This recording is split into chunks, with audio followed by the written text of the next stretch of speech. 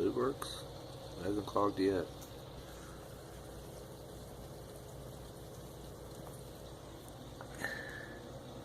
It's getting there. So this is moving really well. Air pump, and that's all. Just because I turned this around. It used to point this way, but it made it go like this, so it fought the current. Now it goes out real easy and goes in. Finally added all the sand I wanted to. I put the catfish in there because he go under sand.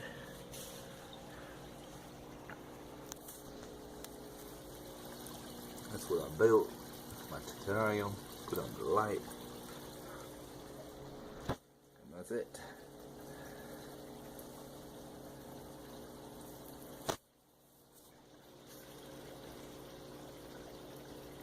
Almost done. I have $40 more to go, and then it's 100% done. So this is the streamer, wet and dry, because it goes down and it's, you know, half wet, half dry, blah blah. This is all the mechanical. Step 2, and then it goes through this, and then it goes back up. This pump helps it move through, which flows into here. This is the sand pit. It also helps with filtration and everything. I got a catfish in there right now. This is the plant filtration. It runs the water through there with these balls in it and stuff. Plant will actually eat all the bad stuff. Then it goes into the floating bed filtration system. And the reason why it's so good is because it moves and it crashes into each other. It's supposed to be self-efficient and keeps itself clean, which runs all the way down. That big rock back there is supposed to help keep the water crystal clear. And it sucks it through, of course, to the back, to the last chamber, and back to the tank. So it's almost done. Eventually there's going to be a whole bunch of plants in here growing. I built this terrarium. It's pretty cool. I'll tell you about it in a second.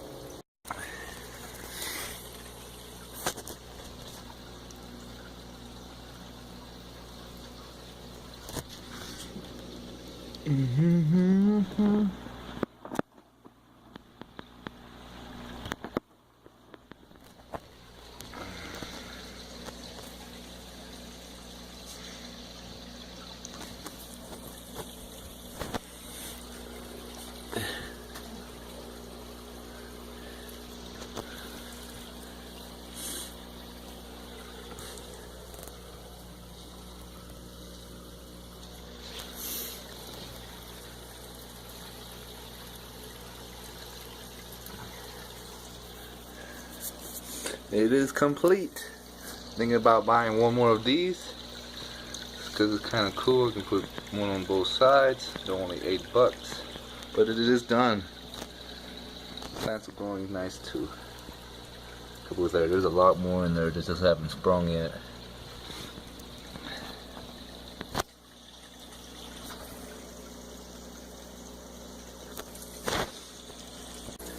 And then here I built this all. I built everything. I built this. I found it at a thrift store. I cut it all into pieces. I put zip ties around it because I actually made the holes a little bit too big. And we had these little guys. 2 of them swim in there already and ended up in the swamp. Well, into the filter pad. When I bought the 75-gallon tank, it was originally a saltwater tank from the original owner. And he had a swamp filter also for it, but I never set it up. Plus the front piece for the overflow box was missing anyways, so it technically didn't work. I tried it one time when I first bought it a year ago, and all it did is overflow the tank because they had nothing to regulate it. It needed a box, and of course I didn't know that until about maybe 2-3 months ago when I started watching Joey's videos. Luckily I still had that box in the back what the guy gave me, and I had the tube, so I had that and I had that. So what I ended up doing is, Joey said they're fully customizable, so I ended up just thinking overnight and thinking about how I can really make a really efficient swamp, and did a lot of research and all of this. And basically, from what I know, there's 4 types of swamps, and I wanted to put all 4 swamps into one swamp. So we have to wet and dry. Sprinkles down 900 bio balls, which cost me roughly, I believe it was $45 for all 900 of them. I don't know if that's good or bad. I think it's good because if you go to PetSmart or Petco, you probably pay quadruple that. I got it on eBay, $45. Then it goes down to the chemical part, which is empty right now because I actually, because I worked on this tank so much. I believe that when I put the plants, well, I know this is what happened. When I put the plants in here, I dug 3 of them too deep, and they actually got rotten, molded, and I have a crayfish under there. He actually started getting mold on his arms and stuff, so I knew something was not going right. So there's some medication going through right now. But this right here could easily hold 6 pounds of chemical. This is mechanical. I used the sponges like he said, which is really cool, and I think they were great. And then I got 2.5 pounds of the ceramic rings, and then I built a filter in the back, the power head, 460 gallons. The return pump is at 600 gallons. The tank is at 75 gallons. So as Joey was saying, you wanted to flow roughly 6 times the volume of the tank. So if it was 100 gallons, you wanted to run at 600 gallons, but you have to compensate for the hose which runs back to the tank, which roughly takes probably 150 to 200 gallons per hour away. So I figured a 75 for a 600 gallon return pump would be perfect. This is a 460, and what my idea was, and I even built a casing for it and everything. It's pretty sweet. I think I was really proud of everything I made. But my idea is to help pull the shit to the back, and then it pushes it through this piping, of course. And then if you really look, you can see there's an inch gap between this lip, because it's about an inch deep or an inch wide here. But then again, on the inside of it, it's also an inch more, another inch deep, so the water can easily flow through the crate and through and back up. So it can easily flow and come up and back up. The pump helps it pull it to the back, and as you can see, I got some more sponges here, so it really has to, it's really just working this area here. It's not really circling the water back through here. Before, I did not have this. It took me 3 months to really make it work the way I wanted it to. So I put these in there. Now it works more efficiently, I think. When I first built it, I actually had this facing the other way, so it was facing the outlet. But what it did is, it made a current like this. So it actually fought the whole entire tank. And I found that out by putting one of these floaty things in there, and it went the opposite direction. I'm like, huh, that's not good. So I actually changed it around so it points that direction. Now it does this type deal, which helps throw the water out. As you can see, the water level is roughly here, and this water level is roughly here. So it's definitely moving it. Did a lot of research. This is very high in minerals and irons and gold and everything needed for really high plant growth. Subtract, I guess it's called. And then I also bought very high quality sand.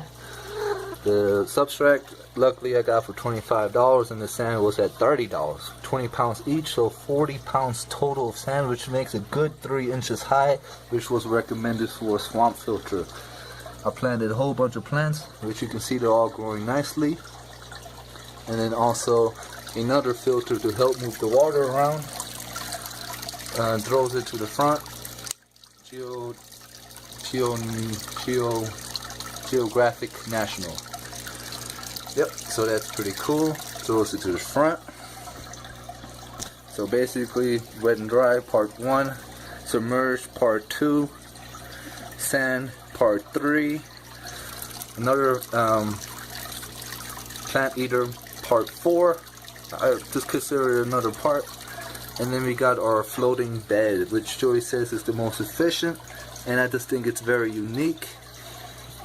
And there's roughly 1 gallon, 1.2 gallons of, damn it, what is it called? C2?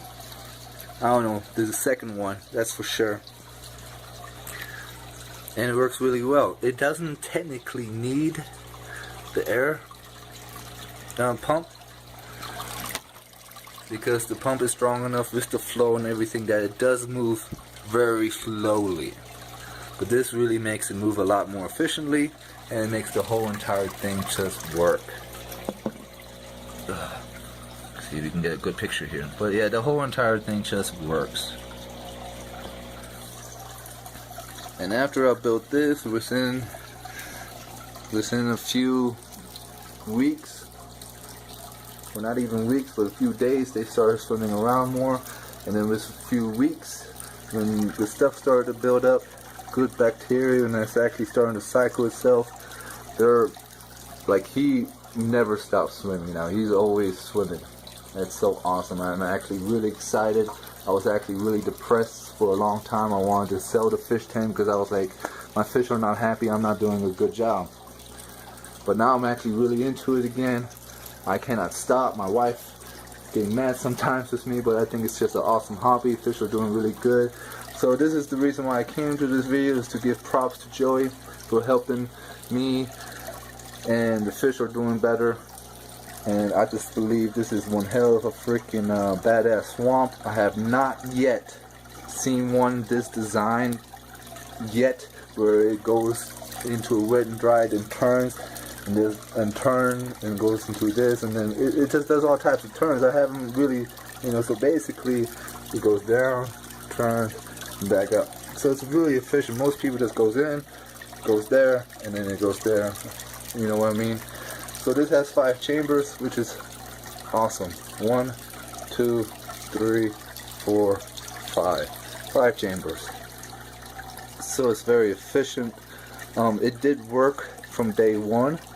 I did think about it for a few weeks to make sure that when I cut all the pieces, that everything will work as I wanted. So actually sits going down a little bit lower. This is completely cut out. Put a sponge in there because I actually do have shrimp in there that swim around or walk around, what shrimp do, and I just didn't want them to end up over here. Same thing over here. I put a thing there because they actually have really big slits on top and then really skinny slits on the bottom. And at the same deal, I didn't want the shrimp to actually make it into the floating bed area. So my fish are doing a whole lot better. I'm really crazy into the decoration part. I think it's awesome. From watching Joey's videos and stuff like this and that, I just think having a fish tank and blah blah blah is cool.